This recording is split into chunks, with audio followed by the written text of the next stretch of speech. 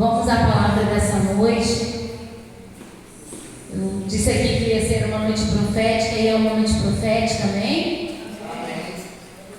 Deus, ele, irmãos, não pode virar uma coisa toda vez, mas Deus, ele usa algumas alegorias, amém? Todo o poder está no nome de Jesus. Nós não podemos ter dúvida disso em nenhum momento.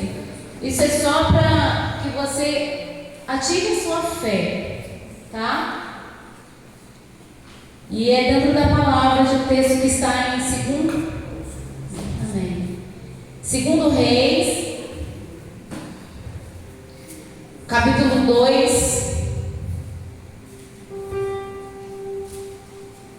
versão King James.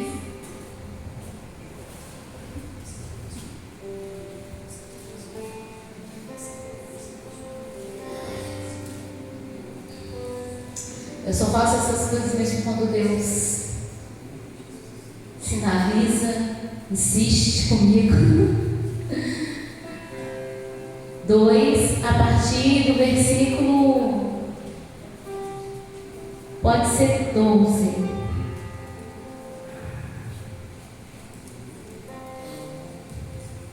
Não, do 13.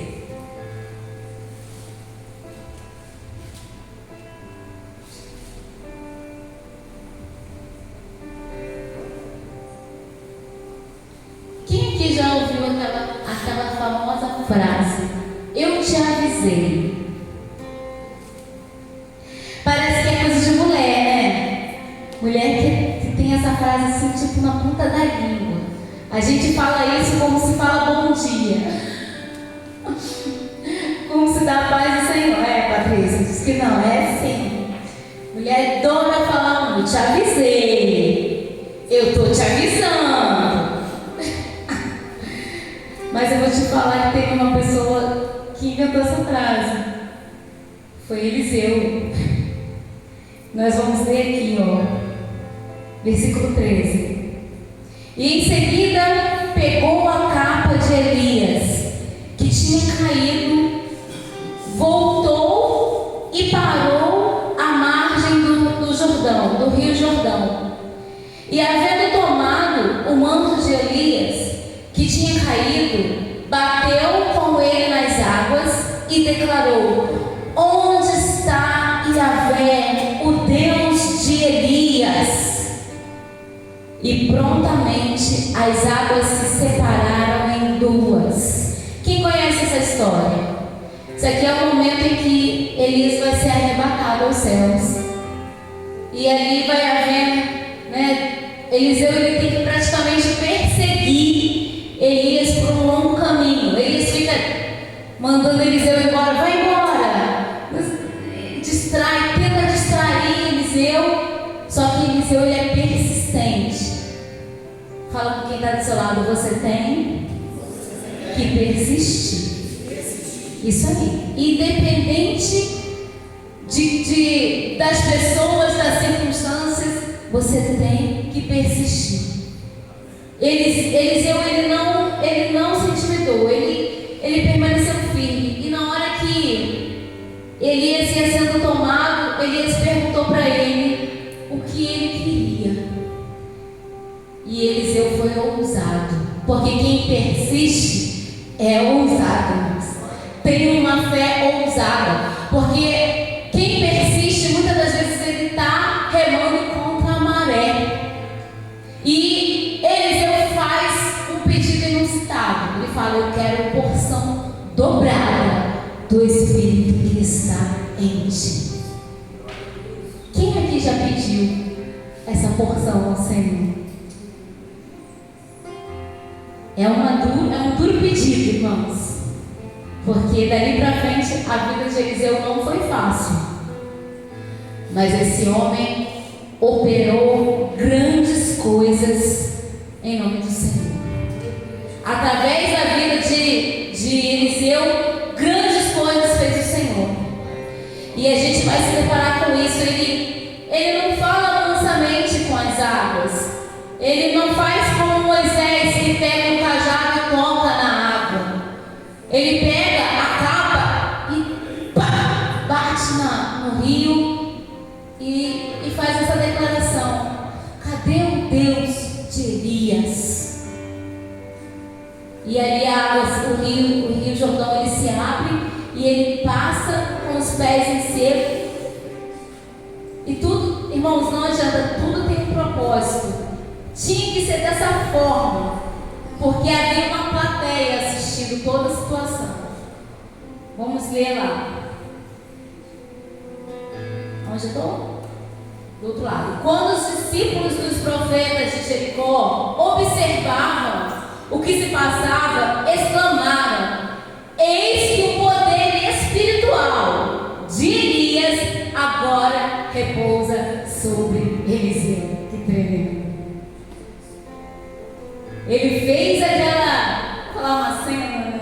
Não sei se posso chamar de cena, mas ele fez aquela situação ali, agindo daquela forma, para ter certeza em si e para mostrar para os demais que algo de diferente aconteceu na vida dele.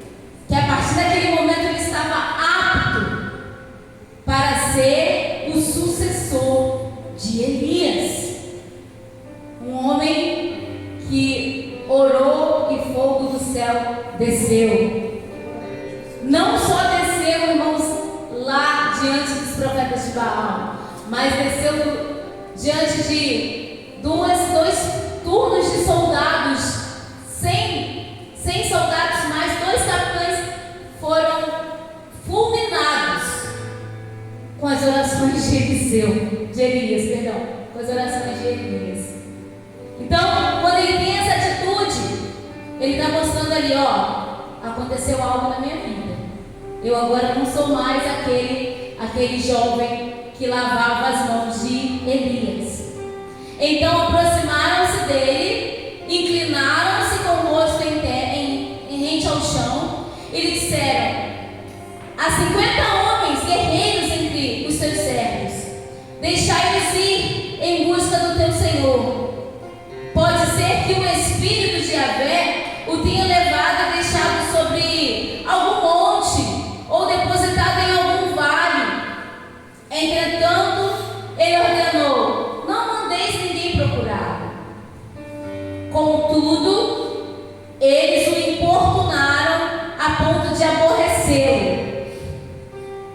Ninguém é assim não, né? Fica ali macetando, insistindo. Essa insistência é uma insistência chata, irmãos. Não é insistência espiritual. É uma insistência de teimosia. Vocês conseguem diferenciar isso? Deus, você tem que ser sensível à voz do Senhor. Até onde eu vou persistir, ou eu vou ser teimoso, ou eu vou ser cabeça dura, ficar insistindo em algo que não é para ser. Nós temos que ter esse discernimento, amém? Deus está mostrando aqui através desse texto. E então ele consentiu enviá-los, pois mandaram 50 valentes que o procuraram por 3 dias. Quantos dias, irmãos? 3 dias. Poderiam ter ficado em casa, né? Poderiam estar fazendo outra coisa, mas perderam 3 dias. Procuraram por 3 dias sem encontrá-lo e voltaram para junto de Eliseu, que tinha permanecido em Jericó, o qual lhes ademoestou: não vos dissera eu que não ireis, que não fosseis? Ele disse: eu avisei vocês, eu disse para vocês não irem. Mas tem pessoas, irmãos, que são teimosas, infelizmente. E aí, ó, se frustram, né? Passam por uma situação que não precisaria passar. Não precisaria daqueles 50 homens ficar 3 dias andando atrás de Elias. Porque já havia uma ordem do céu dizendo que Elias ia ser tomado, que Deus ia levá-lo, que ele não ia mais ficar nessa terra. Aí nós vamos para o versículo 19. E os moradores da cidade fizeram uma reivindicação a Eliseu. A cidade tem um ambiente agradável. Fala assim, para quem está perto de você: eu sou agradável. Eu sou agradável. Irmão, você não tem vergonha não. Você tem que se achar agradável, irmãos. Você tem que achar, você tem que ter certeza que o Espírito Santo de Deus está em você e que você é uma pessoa diferenciada. Que aonde você chega, você traz alegria, você traz paz. Amém? Você traz uma resposta, você traz uma palavra de consolo. Porque não é você, é o Espírito Santo que habita em você. E algumas versões dizem assim: a localidade é boa. A localização dessa terra é boa. Como bem pode ver o nosso Senhor, eles estão falando com Eliseu. Eliseu, você pode ver, o lugar aqui é agradável. O ambiente aqui é bom. Mas as suas águas são péssimas. Em outras versões diz: as suas águas são amargas. Irmão e irmãs, eu não sei o que está tornando a sua vida amargo ou péssimo. Eu não sei o que está roubando a sua alegria. O que está tirando de você a paz? A paz do Senhor, que excede todo entendimento. Mas eu tenho algo de Deus para você nessa noite. Deus quer mudar essa situação, amém? Deus não quer que você fique dessa maneira, porque você tem que ser agradável. Você tem que se sentir que de você, do seu interior, fluem rios, fluem amor, fluem vida. E Eliseu, ele não ficou indiferente, irmãos, àquele questionamento. Eliseu poderia falar assim: tá bom, é ruim, vai buscar em outro lugar. Então vamos sair daqui. Não seria a resposta mais fácil? Vamos sair desse lugar? Ou vamos procurar água em outro lugar? Só que Eliseu, ele vem com algo diferente, irmãos. Ele fala assim: e ele foi à fonte das águas, e Eliseu, e ordenou-lhes Eliseu: trazei-lhe um prato novo e ponde nele sal. E eles o trouxeram. O prato de sal está ali. Você está com seu copinho com água? Entenderam agora o copinho com água, né? Ninguém está entendendo. Mas esse copinho com água vai representar a sua vida, a sua história, a sua família, aquilo que está amargo, que está ruim, que está estéril na tua vida. Tá? Ele pediu um prato de sal. E ele foi à fonte das águas e lançou o sal e declarou: assim diz Yahvé, eu purificarei estas águas, e elas não causarão mais morte e esterilidade. Aleluia. Essa palavra é poderosa, irmãos. Abre agora em João, no Evangelho de Jesus, segundo escreveu João. Porque para mim, irmã João, eu tenho que ter algo de Jesus. E o evangelista João aqui pregou terça-feira passada sobre o cego, sobre aquele cego de nascença que Jesus chega diante dele, cospe, faz um lodinho. Jesus faz assim, irmãos. Ele pega uma coisa do teu cotidiano e usa ele como uma parábola. Como o evangelista João explicou aqui, aquilo ali era a vergonha daquele cego. Só que Jesus transformou em milagre, né? Aquele cuspe que representava nojo, que representava desprezo, junto com o lodo, foi lavado, aquele homem foi purificado. E ele não ia ouvir mais as pessoas cuspirem ao passar por ele. Foi a última vez que ele ouviu alguém cuspindo ao passar perto dele. E essa última vez foi através de Jesus. Amém? E aqui no capítulo 8, no versículo 2 de João, vai contar uma outra história também muito conhecida. Aleluia, Jesus. Tu estás aqui, meu Deus.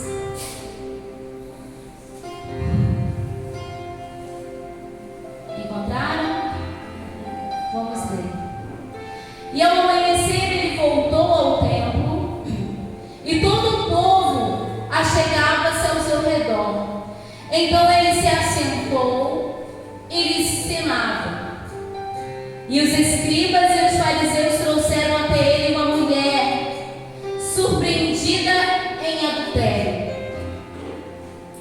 Você pode estar se questionando aí, o que tem a ver uma coisa com outra, pastor? Tem tudo a ver, irmãos.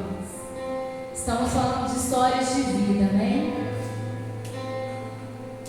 E aqueles homens ali lançam aquela mulher diante de Jesus, que foi pega em adultério, forçam a ficar em pé no meio de todos.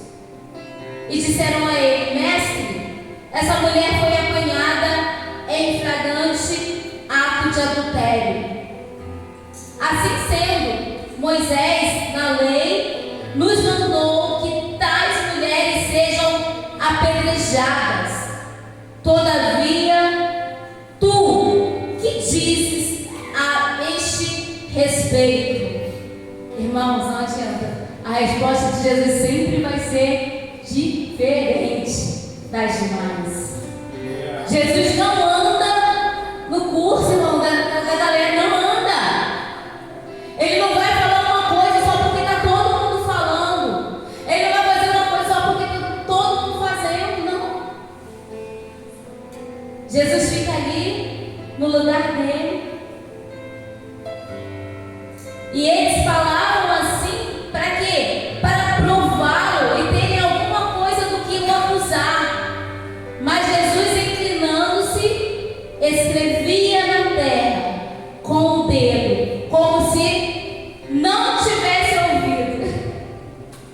Eu amo que Jesus faz ouvido de pecador. Estou nem aqui. Não estou nem aqui. A pessoa com quem vocês estão falando não está aqui. E eu quero que vocês, aí na mente de vocês visualizem Jesus abaixado. Irmãos, na areia, você ficar escrevendo na areia é estranho, é complicado. Você machuca o dedo, tem pedrinha, tem diversas coisas. Na areia da praia você até consegue, prefiro. Mas mesmo na praia a gente faz o quê? A gente procura um graveto. Não é verdade? Alguém já fez isso aqui? É só eu. Vai lá e escreve. Brinca, né? A gente vê nos filmes o pessoal em ilha perdido escrevendo SOS. Me ajude, socorre. Jesus vai te socorrer hoje, amém? Ele está aqui para te socorrer. E Jesus fica ali escrevendo. E alguns, né, historiadores, alguns teólogos dizem que Jesus, com essa atitude, estava escrevendo o pecado das pessoas que estavam ali, irmãos. Se é verdade, não sei, não estava lá. Mas dizem alguns teólogos, Jesus está lá. E tinha que ser algo muito importante, irmãos. Para Jesus agir dessa forma, ele não estava ali fazendo qualquer desenho na areia, amém? Ele estava fazendo algo importante. Versículo 7. Porque insistiram na pergunta, ele se levantou e lhes disse: aquele que dentre vós estiver sem pecado, seja o primeiro a atirar-lhe uma pedra. Aí o que ele faz? E novamente inclinou-se e escrevia na terra. Voltou ele. Fulaninho xingou a mãe. Fulaninha de tal falou mal da vizinha. Fulaninha de tal invejou o irmão. Ih, gente, imagina o que Jesus estava escrevendo lá, irmãos. Jesus nem esperou qual seria a atitude daquelas pessoas. Ele simplesmente voltou para o chão e voltou a escrever.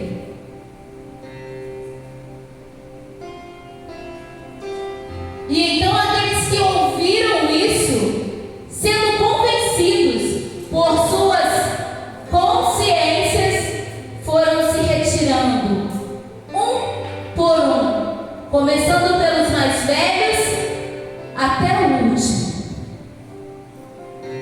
E Jesus foi deixado só, e a mulher ficou em pé aonde estava. E quando Jesus se ergueu, não vendo a ninguém mais, além da mulher, disse a ela: mulher, aonde estão aqueles teus acusadores? Cadê a mulher que te pegou lá no lado? Cadê a turma que já estava preparada para te matar? Cadê o pessoal? Cadê?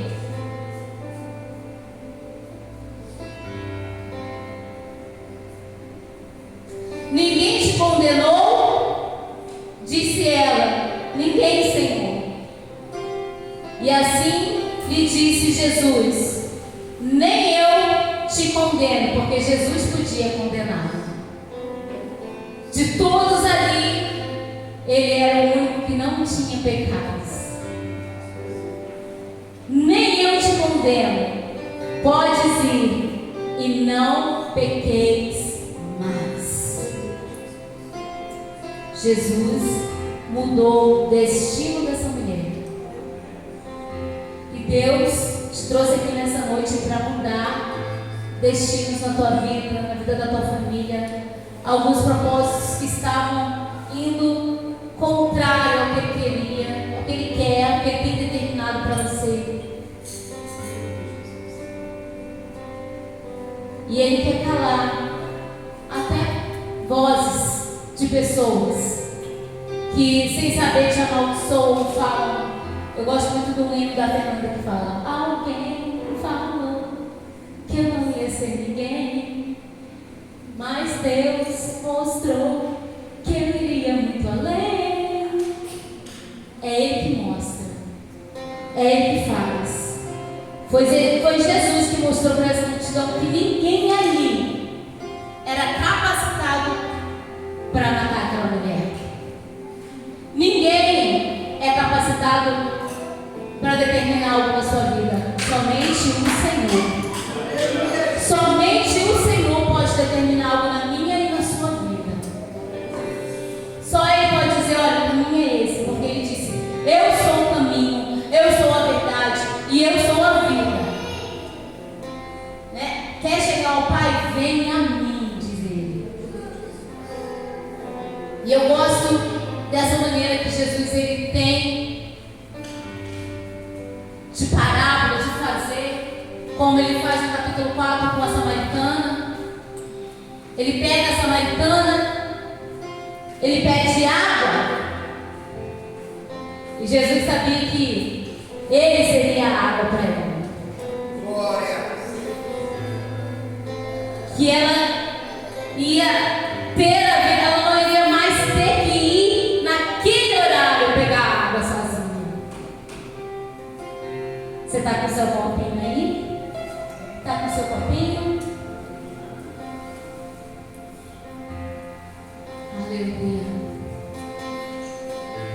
Para um pouquinho a gravação aqui para mim, Pedro.